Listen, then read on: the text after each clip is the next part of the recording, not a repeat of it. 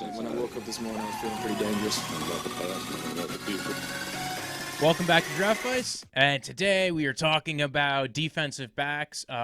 Depending on how it gets split up, it might be all defensive backs, or it might be split into corners and safeties. You'll know from being able to look at the title of the episode, though. And today I brought on Ricky, from all the way from back from last year. And now we finally get him back in the room. I was able to convince him. I laid some candy out. I had to trap him. Actually, the door's locked. The door behind the void that's behind us. There's actually an entranceway. But yes, so I brought back Ricky. How's it going? That's good to be back. You know, I would like to say the excuse of COVID kept us apart, but I feel like I've seen you in other venues quite a bit at family things. So yes, it's really just a matter of you think I'd have more free time, but I guess not. So, no, you were working like crazy at one point. Yeah, so. Hard to do it back then, but just in time because draft is next week. Yeah. So And I'd wait to the last minute. And since the draft is the next week, if you follow the show, there's going to be a live show. We're doing a live stream the night of the draft. It's also going to be live from Nanuet, New York, the heart of New York, as I like to say, because nobody cares about New York City or Buffalo or Albany or all the other places or Saratoga. No, Nanuet, New York, the home of the strip mall. We're going to be in at the Spot Billiards. You can come watch in person, or if you're too worried, you still haven't gotten your vaccine, or you just don't like people, or you're too far from Nanuet. Say you're in Cleveland at the draft, but you're like, you know what? I want to hear Walter's opinion on this. You could pull it up. You could see a live stream on the YouTube, the same place where you could find all of our lovely videos. And we will have guests. It's not just going to be me. It'll be me along with a panel of people, of comedians and people who kind of are interested in football. We might even take audience participation into account, have some people who want to pop in and just be like, I hate the Jets, or I hate the Steelers, or I hate the Browns, and then that person will get kicked off the show completely. Take that guy out of here. So yes, live show, tune in. Live stream on the YouTube, or just show up in person, preferably wearing a mask. Anyway, so today's episode, we are talking about cornerbacks. We'll start with cornerbacks first, and then if we split this, safeties will be on the next episode. So cornerbacks interesting this year. Deep position every year, but deep good position this year. Oh, it's exciting. It's right off the bat, like the top three guys. I don't think people felt all excited about the depth in this draft initially. But there's guys but when you looked at the top, right? So Farley was a big one that everybody liked and was talking about initially. And then he had the back issues. And it's like he's actually had 2 back surgeries, plus he had an ACL. So those are the things that might push him down some teams' boards. They don't know where he's going to end up falling to. Then there was J.C. Horn. And Horn is one of my favorites in this draft class. Shooting up draft boards. He's shooting up. You were on him early. Yes. So, yes, Ricky has text messages. I'm like, I like this Horn guy. I like him better than Surtain a little bit. It's almost like they were reading his notes because then time went on, all the GMs were like, oh, J.C. Horn. I think they're watching this. I think what they do is they tap your phone, and when I text you something, it's like the Baker Mayfield thing. I'm like, I think the Browns like Baker Mayfield, and I sent that to you back like in March of that year, and I'm like, dude, it's at plus 4,000. And then all of a sudden, like week of the draft, everybody's like, well, the Browns are taking Baker Mayfield. Didn't you hear? Yeah, because they told Hugh Jackson what they were doing. But anyway, we're getting too off topic. Yes, J.C. Horn. I think what I like about J.C. Horn is they put him on the best guy. They move him around. Like, I think it's also the thing I hated about J.C. Horn is to watch his film, you had to spend a lot of time trying to find him because they would move him around the formation. Left corner, right corner, he's blitzing, he's lined up as a linebacker. He's in the slot. Yeah. They're putting him up against the best guy. They'll put him against Kyle Pitts. He did really well against Kyle Pitts. Kyle Pitts got a little bit of him a couple of times. But again, they are putting him up against the best guys, and that's kind of cool to see somebody challenged like that. Now, the real problem I think some teams are going to have with him is the assessment of him in zone, and that's just because the team sucked in zone. Like what are you going to do if the rest of the team's not doing well in zone? How do you gauge this one player where it's just like, I don't know what South Carolina's doing, like, to be honest. And but when he's playing press man, when he's on a guy, he's on a guy. Yeah. And then we'll top off the top 3 or we'll do the top 4 real quick because these are the top 4 on a lot of people's boards, at least from the consensus from what I've seen. Patrick Surtain, Love him. love him, big fan of him. Very complete player. Alabama corner, line primarily up on the left side. Very good. Family, family lineage. yeah. Bloodline Very guy. good. His father was a very good corner. Gave the Broncos a lot of problems for a lot of years, and then he also played for the Dolphins as well as the Chiefs. So they're a little different in their styles and their size. He's a little bigger than his dad. Yeah. But he's a very complete player, a lot like his dad. He's physical. I remember early on, people were kind of questioning his speed, and when you just watch the tape, you can kind of understand why, because he's such a smooth, long-strided runner where it doesn't look like he's exerting himself, but people aren't separating from him.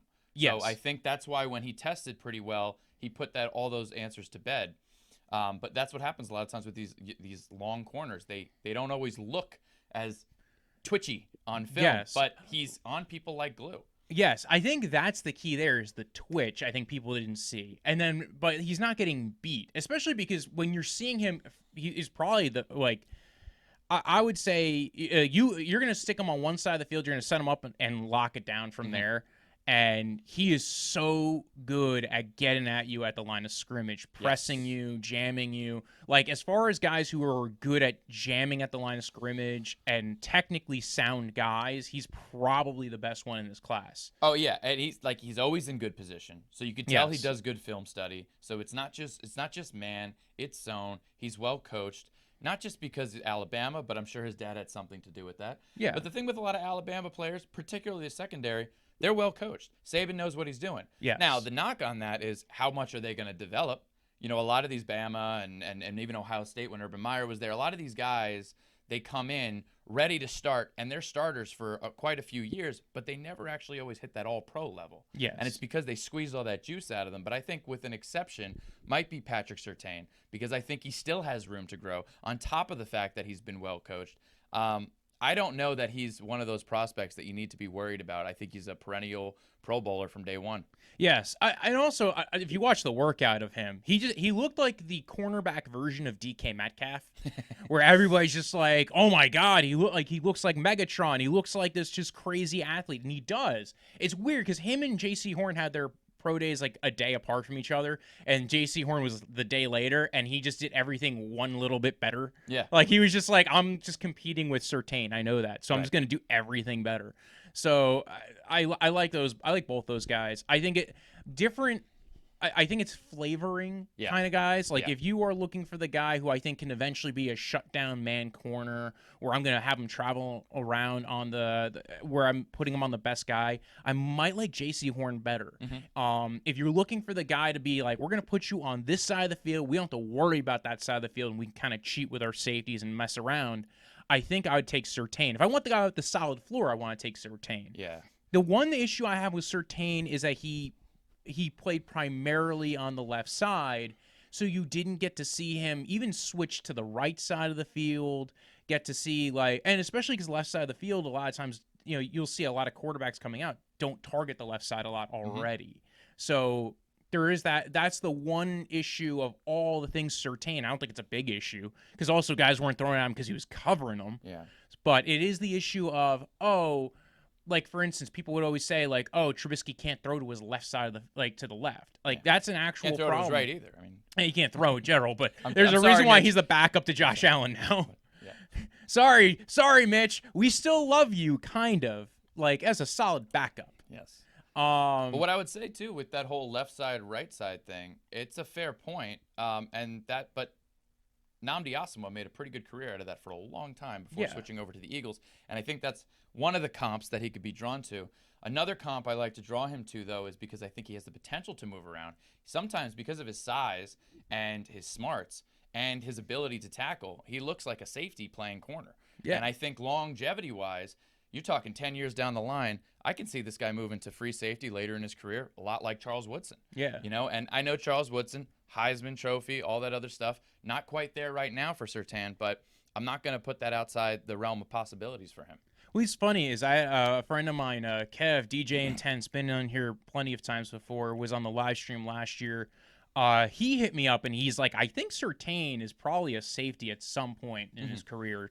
He said the same things. He's like, reminds me of Byron Jones. Yeah. And I'm like, yes, but the mistake with Byron Jones was they switched him to safety when he was playing corner the whole time in college. Yeah. And then they're like, why isn't he working at safety? And it's like, well, you drafted a corner. Maybe play him at corner. Right. So it's like the reverse of Demarius Randall before he just kind of flamed out, which was you drafted a safety, you played him at corner, it didn't work out. And that was an interesting one because usually it goes corner to safety. Yeah. Because usually they say, oh, if you're not athletic enough to play corner, maybe move to safety. But sometimes you need to know more of the plays. You need to know more of the smarts, and it doesn't always work. Randall was interesting because he went the opposite. Very athletic safety. They said, why don't we use you at corner? Yeah, and actually there might be an argument that maybe just having athletic safeties is a devalued element, and we'll talk about that on the safety portion of everything. Next two guys on the list are guys I feel nervous about either one of them because they have injury concerns, different injuries. Greg Newsome out of Northwestern and Caleb Farley. We already talked a little bit about the back, but Caleb Farley is just an interesting cat because if he was healthy, I think there's definitely an argument for him to be number one. The elite level athleticism, we didn't get to see his pro day because he literally had his back surgery the week of the pro day, but he's been clocked going 4.22. He's, I don't think anybody who's watched him is not questioning his athleticism. I think the real problem is you didn't get to see him in a lot of man reps. You got to see him, which might be for a guy who's super athletic, getting to see him more in these off zone, off man coverages. You might be like, you know what? I know he could do that. If I could teach him press man, I might be able to get the best out of him. And again, I think he had like 100 or so press man reps his whole time in college. Yeah. He's still relatively new to the position too. So I don't know. I think he's a dynamite athlete. Good zone instincts. So if you already, again, like you have this super athlete in zone, and you're trying to push him to be a man corner, I think I think there is a way of getting him to turn into a good man corner since he has the athleticism. Right. And that's still a projection, but it's all projecting. Like, that's a lot of it is you're not seeing every player do every little thing that they're going to be doing at the next level. I think that projection lines up very well. The problem with Farley and the reason why he's fallen off the boards, 2 back surgeries. He had 2 microdiscectomies. I think the first one was a microdiscectomy, where he was trying to, and actually they were like a year apart too. So do you know if they were the same disc? I don't. Because that plays a role. If it's the same one, it's reoccurring. There might be an issue because you might need to get it fused at some point in time. If it's 2 different ones, I'd be a little less concerned. But there might be something to talk about with regards to whatever his strength and conditioning program is. If he's not lifting properly, if there's form involved. I don't necessarily think that he's more injury prone than others, but if somebody's not teaching him the proper techniques with regards to weight training, that might have a lot to do with it. Yeah, so that might affect it. I've heard a little bit more on it as well. As it's the same surgery that Tiger Woods had, where initially he came back and he played really well, and then but what ends up happening is maybe there's also an issue down the line of re-injury of if you tackle incorrectly, especially if you're a zone corner. Tackling's a big part of playing in zone. But if you're hoping to run a more man coverage scheme and you're not as worried about him tackling and you're okay with him making certain business decisions, then I think maybe you could look at him and be like, you know what, we know we're going to get at least a couple of years out of him. Like he will probably play this next year. He'll be playing in 21, probably 22. The question is the second contract. The question is down the line. What are you getting out of him? Are you expending a first-round pick on a guy who you can't even extend down the line? Yeah. And then that's, I think, the question teams are going to ask themselves. So I can actually speak a little bit to this on the personal level because I've had the same thing done. Now, I don't know where in his back it is. Yeah. The lower it is, the more concerning it is to me for this because it affects your athleticism and explosiveness. Now, when I first had it, I was back playing. I had it in the off season, and I was back playing and didn't have any problems for the rest of the 3 years I played in college. Now, what it did kind of limit is I've noticed explosiveness in the vertical jump was just a little bit different, which is particularly concerning for a corner at times. Now, he has much better athletic trainers than I did at the D3 level, but it is something to keep an eye on, especially since he's gone through it twice. But as far as speed, as far as hips and all that other stuff and contact, it was never a problem.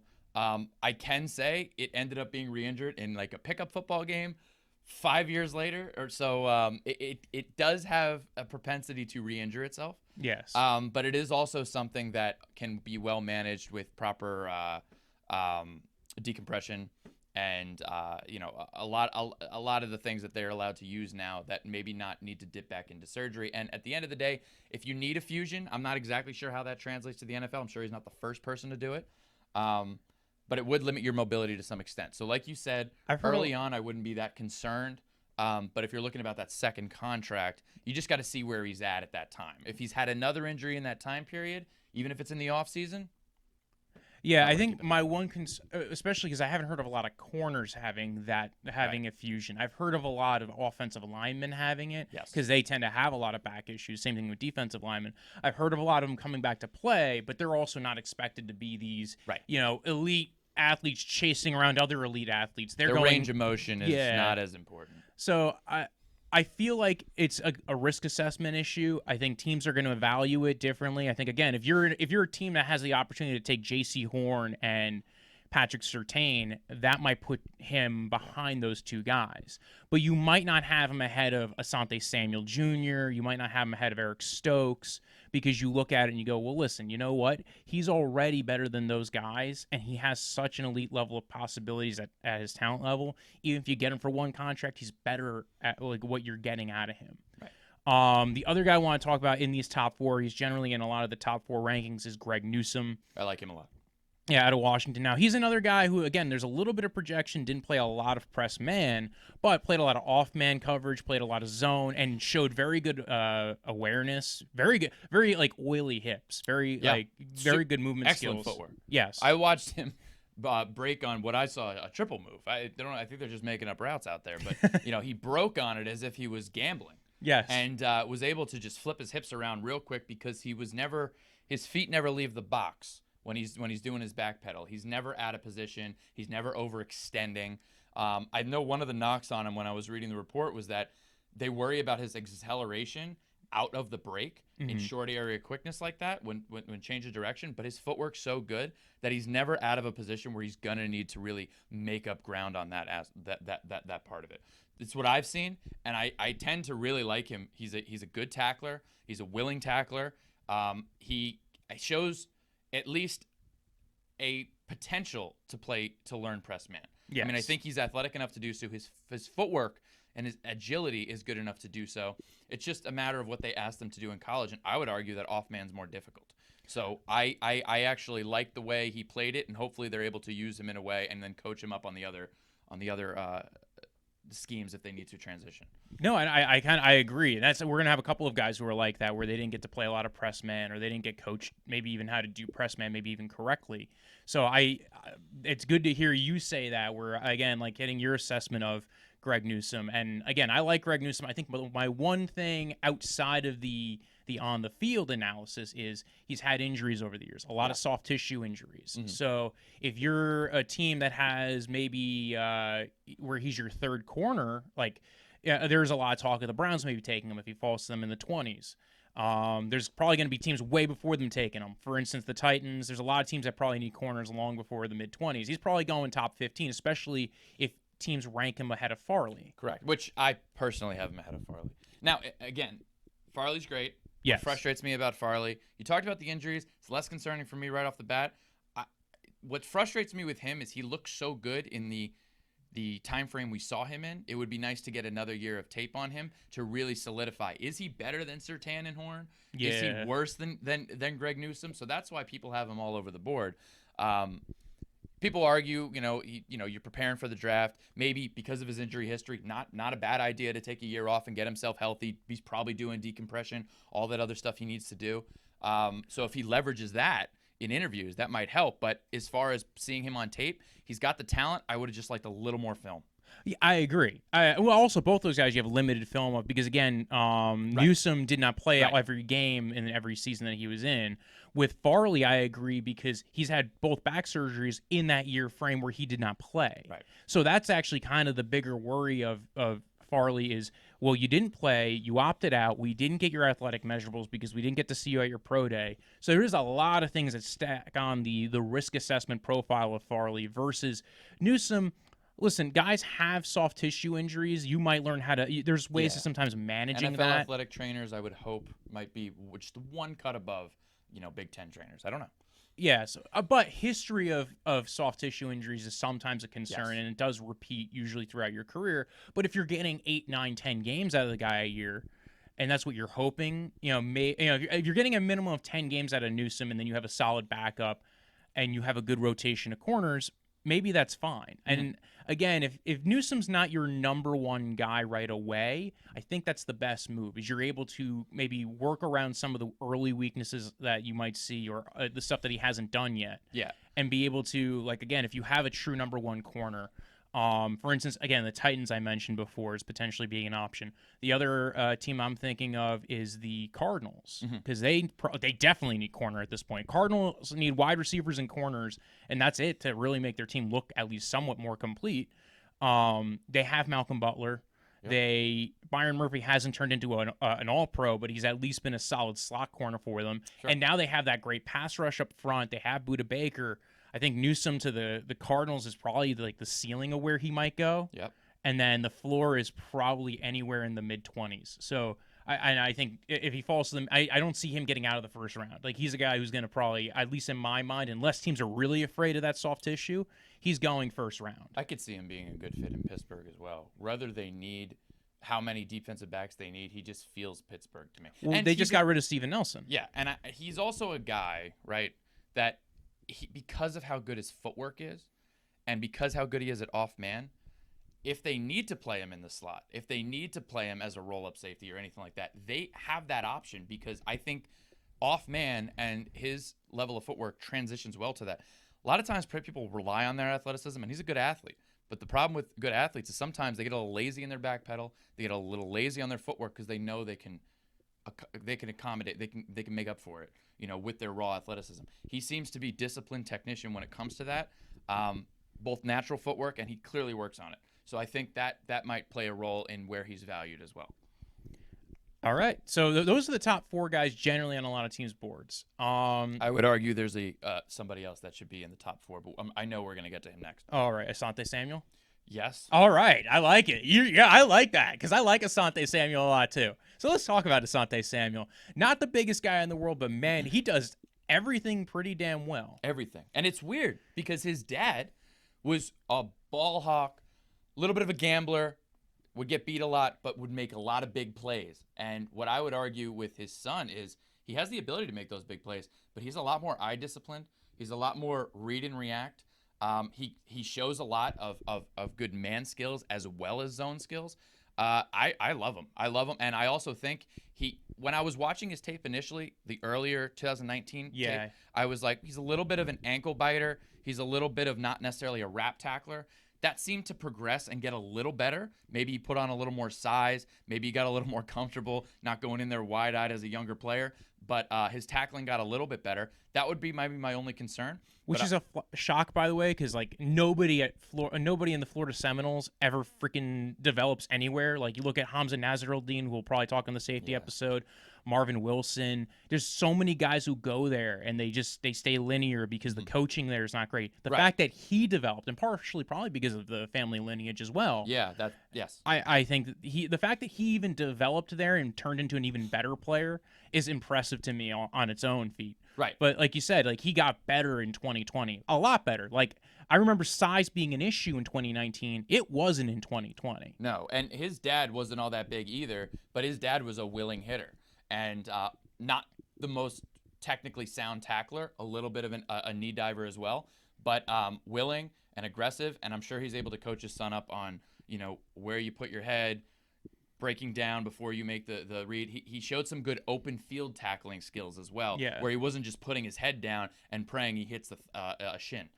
But so it was encouraging, and that's why I kind of have him and Greg Newsome, kind of at 3, and with Farley around 4. Between the two of them, it's like tied for me.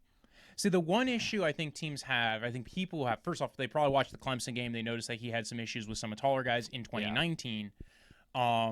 I think the other issue is the athleticism and the height compared to everybody else in this draft class, where everybody seems to be a tall athlete this year. Yeah. He did not measure in super tall, and his athleticism didn't come in at like super great numbers. Yeah. So I think that's maybe what's holding him back. Some people might look at it and go, well, he ran in the 4.4s. Like, I look at him as maybe a lesser version of Denzel Ward or Jair Alexander. He's not running in the 4.3s, so you're not getting that guy, but maybe like the step down from those two guys, which would still be a very good corner. Yeah.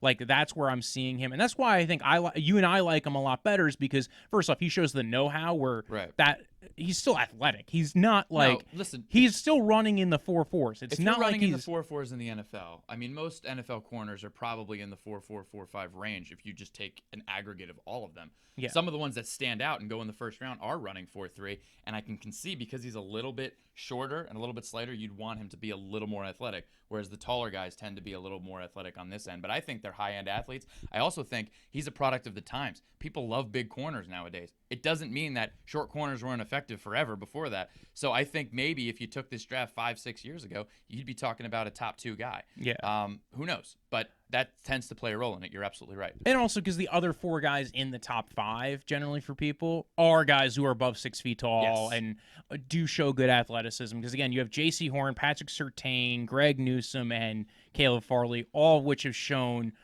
a good 1/10 of a second better in the 40 time. Yep. Like and Farley, you're talking about height and jumping and all that other stuff. Yeah. It really length in terms of press coverage.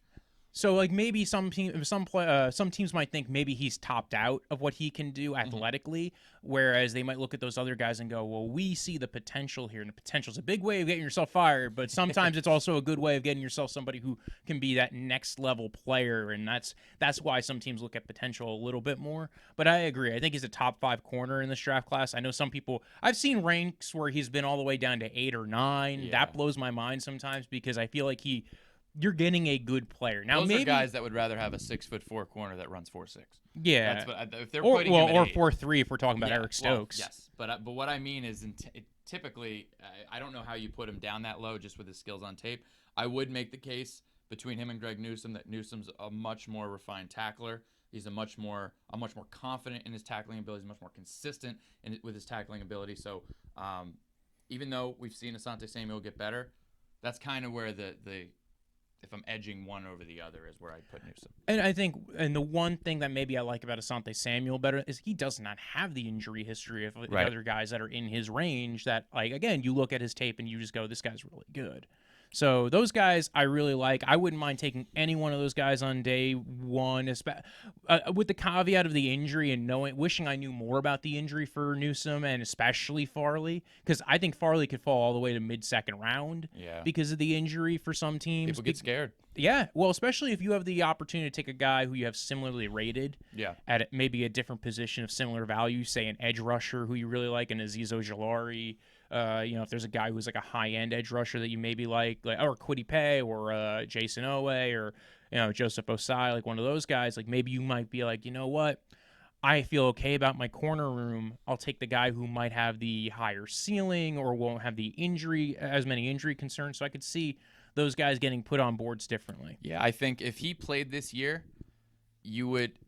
I really think that would give them a little bit more confidence with regards to dealing with the injury and all that other stuff, how they see it on tape. Now, because he hasn't, and because he's not the clear number one corner, he kind of has slide written all over him, and that's no disrespect to him, but that's just, in my experience, watching these GMs and how they evaluate people, and if they have people similarly rated, they're looking for any reason to just make that decision easier. It's a winnowing process. Whittle down your board and get the guy who, it's also risk assessment. Yes. And if you can, take the risk assessment and make it easier on yourself and say, listen, I at least know this guy's going to play probably 17 games without having to worry too much about there being prior risks or injury, then you're going to take that guy.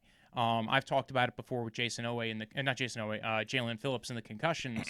Right. I think teams are going to really, especially with the concussions, if you have a concussion history, they're going to really push you down the board because that's not even something you can play through. No. You have an independent neurologist who has to clear you for that, and that always worries me with some players. That's a good point. The next group of guys, I have a Fetu Melifonwu, Stokes, Kelvin Joseph, Tyson Campbell. So Talk about height, Melifonwu. Yes, I like Melifonwu. He's another one of those guys. We were talking about Greg Newsome before. played a lot more off man and a lot more zone coverage. But I mean, like if you watch the NC game where they're playing against Diami Brown, I mean, he was tackling, he was throwing guys around, he was cutting in on routes really well. He's a big guy, but he moves really well. He tested really well as well, but that's not really why I like him. I was a little bit more skittish on him initially, and then that was just kind of like, all right, Syracuse guy, big 6'3" dude. How do these guys always, how's he going to translate? His brother Obi Melifonwu played safety, came out of UConn. People were really high on him. It was a second-round pick, didn't work out for the Raiders. Now, partially, keep in mind he was on the Raiders, so they've had a lot of turturnover for positions. They get rid of good guys, so and particularly in the secondary, they seem to just, I don't know what whether they're not developing people properly in the secondary. Their scheme fits are off, but for years and years and years, they would always take corners, safeties, and they'd be on somebody else's team in a few years. But yeah, so now I think he's actually in San Fran now, which is weird because I feel like everybody who was a Raider in the last 3 years is now in San Francisco doing something on, at least for the training camp. So listen, it's fine. Obi Melifonwu, Maurice Hurst, Arden Key, all in San Francisco.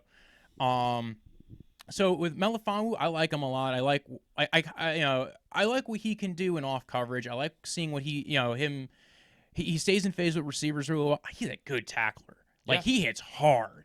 The only thing is, again, like we're talking about before, where he had very little press man reps and even lesser amount. Like I don't think he jammed a single receiver ever at the line of scrimmage.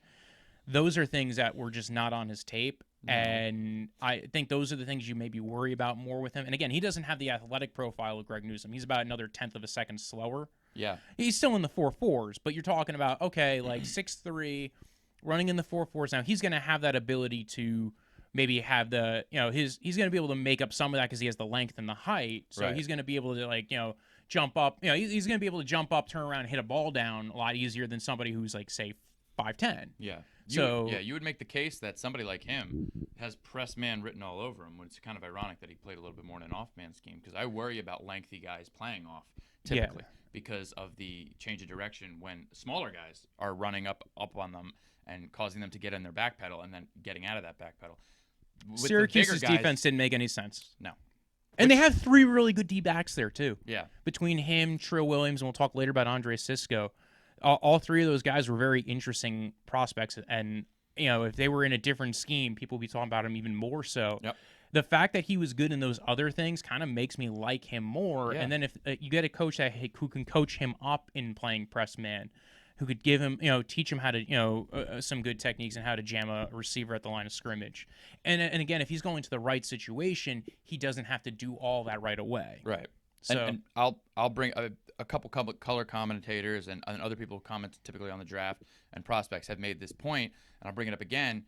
When you're talking about someone from like Alabama and some of these other schools that have very good coaches, you squeeze all the juice out of them, you might actually end up getting somebody who progresses even more in the NFL. When you talk about something like Syracuse, who clearly they were good at recruiting, if they've got these like higher end prospects all being talked about in the first 2 or 3 or 4 rounds, if their scheme wasn't a good fit, coaching can lock that up real quick. And some of these GMs, the reason why they're rated so high is people are looking at them and saying they could be good.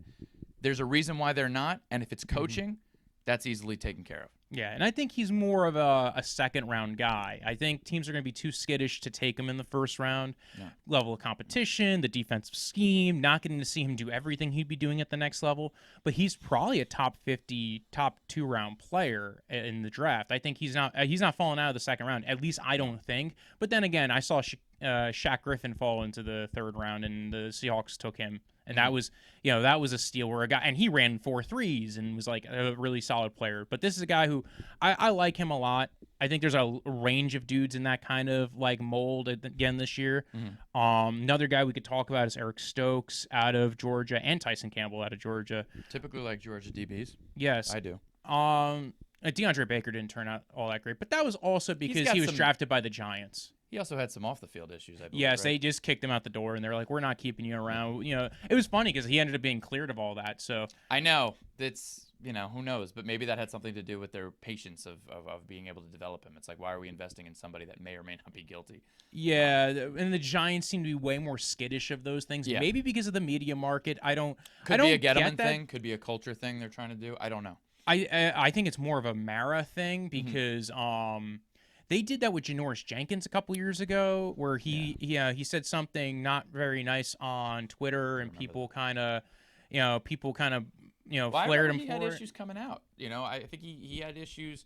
Didn't he come out of like South Alabama or something? He transferred from somewhere in college, and there was some issues in his past. I don't want to slander anybody. I just remember like you would think that the Giants would be like, there's a trail history of that. If we're really concerned about it, maybe we should just avoid it altogether. But Janoris Jenkins wasn't signed by Gettleman, though. He was signed by, I think he was a Reese guy. And then when they got rid of Reese, Gettleman came in, and that might have been the difference. Is maybe Gettleman doesn't like that. Maybe I still think it's a Mara thing. I think it's a New York market thing, knowing like the Giants have a pretty.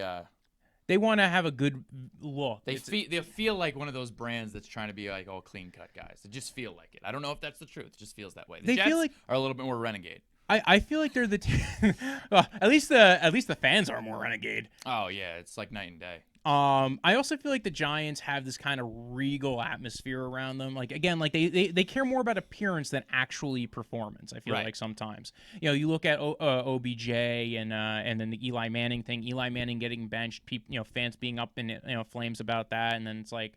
It's a whole other mess, and we shouldn't be relitigating the Giants anyway. We should be on to the next corner. We were talking about Stokes and Tyson Campbell. Stokes, I mean, supreme athlete.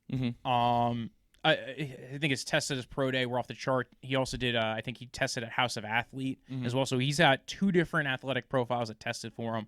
And again, tested in the 4.2s, 4.3s at corner. Again, this is, his 3-cone was really good. Top percentile 3-cone. So athletic profile, really good. I don't even think Georgia coaches their guys that great in as far as. I think they recruit well. They recruit well. That's why I think a lot of their guys, when they're there, they're what they are. Yes. And if they're really good out of high school, or if they're really, they don't always improve. But typically, I like their potential because of that. Let me see if I'll pull up my notes on him. Because I just finished. I watched a bunch of his games. So yes, 4.340, 4.40. That was like his highest number rated. There was also the one he did at House of Athlete, which they did 2 different. They did the laser time, and then they also did a hand time, but they did the hand time like the way they do it at the combine. Yeah. So it's hand start and laser end. So again, and that was 4.2. The other one was, and then the pure laser time was still 4.3. So he's fast, long speed wise. 4.96 3-cone, 39-inch broad jump, 128-inch broad jump, 32-inch arms. All this stuff is in the 80 percentile. So what was this 3-cone? 6.96 3-cone. Okay. So under 7 3-cone. I thought you said 4.96 at first, and I was like, Jesus Christ, somebody draft him right now. Yeah, right. Nobody's getting away from him. And what I liked about him is they were not afraid of putting him up against the fastest receivers, clearly because he has the athletic profile. Played a lot of man coverage. If you're drafting him, you want to be drafting him for a man coverage scheme. But he showed really good awareness in zone. Like, I honestly think his zone awareness is something that's undercut.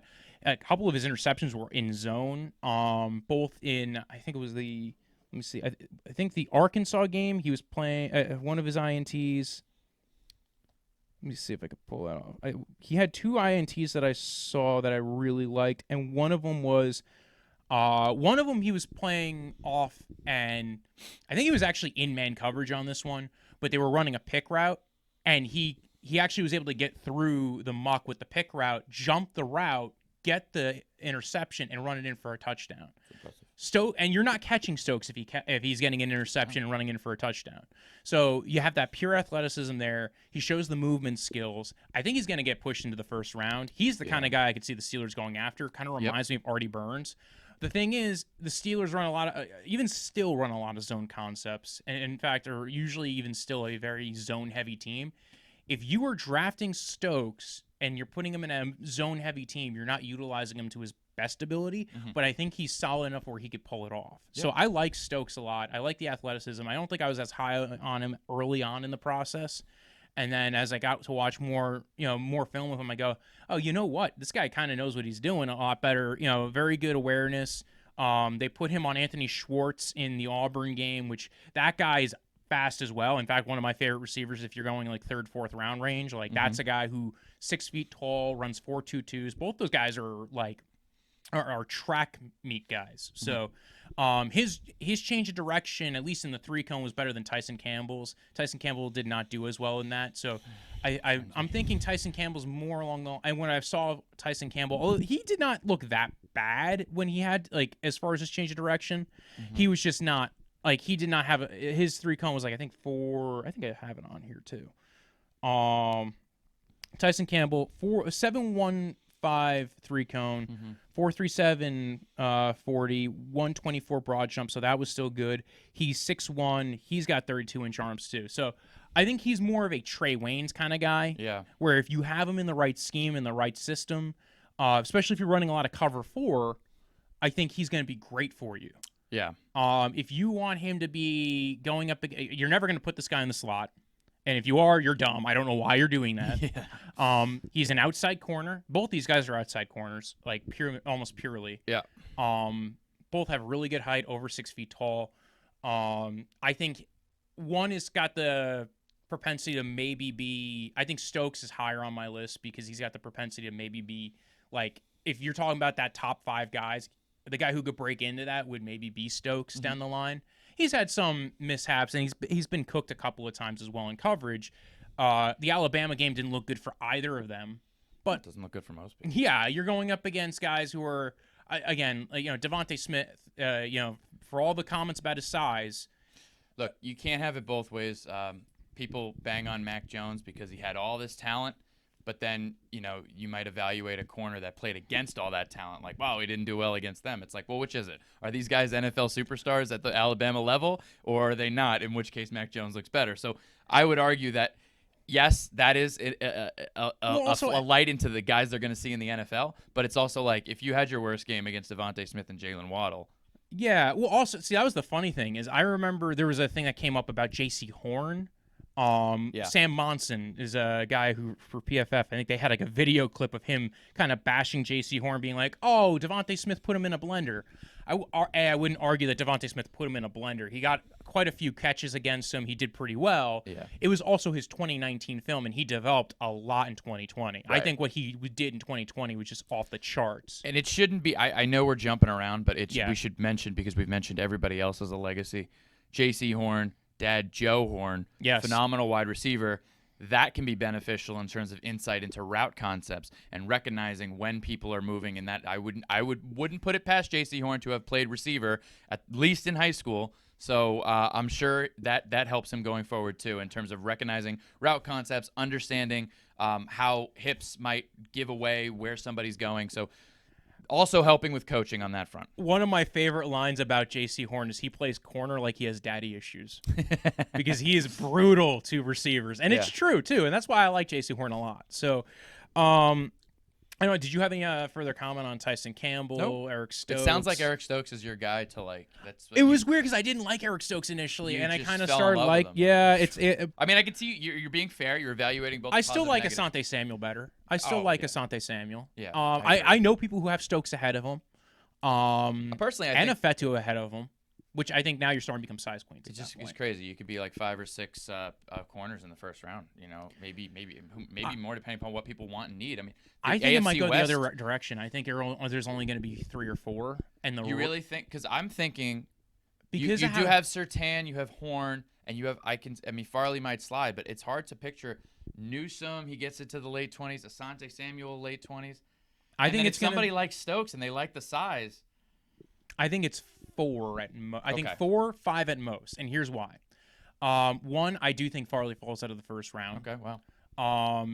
Newsome. So also part of it's the team needs for all those teams in the first round, and I think there's going to be a massive run on tackles. And I think some teams' evaluation of some of these corners is going to be, I can get somebody similar in the second round. It's deep, and the It's offensive deep, I can line is trade good up. at the top. And they have some decent depth, but I would argue that the corners and even safeties depth the corners depth anyway is a little bit better. So a lot of the teams that need corners also need offensive linemen. Yes. It seems like that's how it's working. Yeah, well, especially the Titans, the Steelers. I would argue the Chiefs can use help on the back end as well as at the offensive line position. Yes, but that I would argue Snead guy the did really Chargers- well last. They got a couple of those Yes. those corners that were like late round dudes but yes, you're right. And now they're also not drafting anymore in the first round either. Right. So because they just trade for Orlando Brown, which I haven't even discussed yet on the show. They traded they swapped their first round pick for the Ravens' second round pick to get Orlando Brown plus a couple of other picks. So there was a little bit of a pick swap. Kind of, if you look at the total value, it's like they basically traded a mid-second round pick to get Orlando Brown of the Ravens, who wants to play left tackle. That's a big deal, I think. I think that makes that offensive line a lot better. Yeah. It is going to be interesting to see Orlando Brown play primarily in a passing-heavy scheme. Yes. Where previously he was in a run-heavy scheme. Yes. So it is going to be interesting to see that. Still, between him and Thuney, you're going to be running a lot more gap plays. You're going to be, both those guys are very good pullers. You're going to be able to maul people with those two guys because they are just big dudes. A lot more power plays. They're going to give. I think they're going to give Clyde Edwards-Helaire a little bit more time. Yeah. A couple of other guys, Kelvin Joseph, I wanted to talk about a little bit. I liked Kelvin Joseph. I liked him initially. He has some decent tape against Alabama, particularly Devontae Smith. Yes. But he's again not a guy that I feel like I have too much insight on. He was intriguing, but I feel like there's something to his game where he just seems like a step behind in some cases. Good feet, not everything working between the ears. Maybe that's it. Like his eyes and I think his understanding of route concepts is still relatively new. He didn't play a lot in college. He doesn't have a huge sample size. He played for LSU. Yeah. Then he transferred because he seemed like he was out of position in times where he could have made it easier on himself. Yeah, there was so I think there was one play where they were playing Florida and Pitts burned him for a touchdown. Yeah. But Kyle Pitts is really good. Kyle Pitts is a top 5 pick in this draft, argue folks. He's the best player in the draft outside of Trevor Lawrence. Yeah, it's because how quarterback's valued. If you didn't get value quarterback that way, So he got burned by Kyle Pitts on I would say just a really amazing play by Kyle Pitts. But there's just times where he kind of he loses track. Like I said, the hands and the eyes don't always help him very much. Like he just kind of doesn't always know maybe all the concepts that he needs to be following. Part of that might be a more developmental track, right? He, like I said, he's got really good feet. He has the feet to keep with anybody. Yeah. And that's maybe, I think he's more of a day 2 guy. Yeah. For sure. I know there were some people who have him like as their top 3 corner, and there's 2 reasons why that's not going to happen. One, I just think he has some lacking moments. 2, he's had multiple times where, like when he was at LSU, there's a reason why he's not at LSU anymore. Yeah. There was he got suspended for the bowl game when he was at LSU. He transferred to go to Kentucky. He played really well at Kentucky. Yep. And then when he played at Kentucky, though, basically at the end of the season, like he was starting to kind of like check out and be like, yo, like I think I might opt out, but I don't want to opt out. I want to be around. Eventually, the coaches are like, listen, either opt out or don't. Like, just opt out or play. We need to know. You need to make a decision here. Yeah. So he opted out, but the coaches were basically like pushing him out the door a little bit because they were kind of getting tired of that kind of shtick. So. And that's what it ends up looking like, is a shtick when you're half in, half out. It's yeah. like you're either completely convinced that this is what's best for you and your family, or you're all in on the team. And they were getting 1 tired foot in, of 1 that. foot out is like, do you want it both ways? What's the, So there might be some maturity question marks. So I think he's going to be a day 2 guy. I think he probably goes in the 3rd round. I think he has the second round pick play level. Like I think he's a guy who a team, if they spend a second round pick, I would not be shocked on him. Mm-hmm. I think he's more likely to go 3rd round. Latest I see is 4th round. I think early day 3 is the latest I could see him fall, but depends on how teams investigate. I think part of that would be that off-field thing. Yeah. So they have more insight than we do. Yeah. Why was he suspended when he was at LSU? What was going on here? If it was something like it depends. It could be a drug test. It could be this. It's like if those are the things, maybe teams feel a little bit better about it than other things. Mm-hmm. So yeah, Kelvin Joseph, like I said, good feet. Kind of not not always the best awareness guy though. Not best football IQ, but maybe I think he still has the opportunity to learn. So that's why I like him a lot too. And he was a guy who I kind of like jumped on early in the process. Yes. I do like him. And there's moments where I like him better than Stokes. Like there are things that I like because I think he's already at a level where he's pretty good. It seems like you're trying to convince yourself out of Stokes, but you can't help it. Well, honestly, if I was doing a list right now, I might say I would like him more than Stokes. I think the part of Stokes' athletic profile kind of sells me on it. But they both have good athletic profiles. Yeah, I think the thing that worries me about Kelvin Joseph is more about the other things than the on-field stuff. Right. And that's why I don't have that worry with Stokes, and maybe that's why I put Stokes ahead of him in these rankings. If I was going pure on-field, I'd probably lean Joseph. And that's kind of that's the way I would look at it. Okay. Other guys that I kind of like, Adebo and Benjamin St. Juste, those are guys that are more third-round guys for like those cover 3, cover 4 schemes. Yeah, I was gonna say because Adebo, He opted out. yeah. Well, I mean, look, Stanford guy, obviously smart. I think that he's got pretty good, fairly prototypical size. Like I think that where he lacks sometimes is that short area quickness, and maybe it's not as important in the schemes he's playing. But we talk about another Stanford guy, Richard Sherman. It's like, he also didn't have great short area quickness, but he was physical, and he was a former receiver, so he was very good at understanding route concepts, and that's one of the ways you can make up for that. I don't know Adebo's history with regards to that, but definitely, an interesting prospect at the very least. Yeah, I think he's probably more likely to. He's one of those guys that would really benefit from going to a Seattle cover 3 scheme, or if you're going to maybe a Viking style scheme where you're playing a lot of cover 4 and you have the split safeties and you're like what you are in charge of taking care of is not necessarily having to play a lot of, like, again, shifty receivers. You're playing on the outside, your responsibility, especially if you're playing a lot of a lot of zone concepts. I think he'd be very good at that. Yep. You got to match up on the right guy. So I think he runs, I guess, Shaq Griffin I was talking about earlier. That's the kind of guy who I think is that third round Shaq Griffin kind of style dude. St. Juste actually shows a little bit better short area quickness than him and showed up really well at the Senior Bowl. And I think teams are going to be really high in St. Juste, especially, again, kind of third, fourth round guy who has that size, athleticism profile that teams like. Again, another big dude. There's a lot of those in this draft class. That's, I think, why teams might like this draft class a lot corner-wise, because it's got a lot of depth. Yep.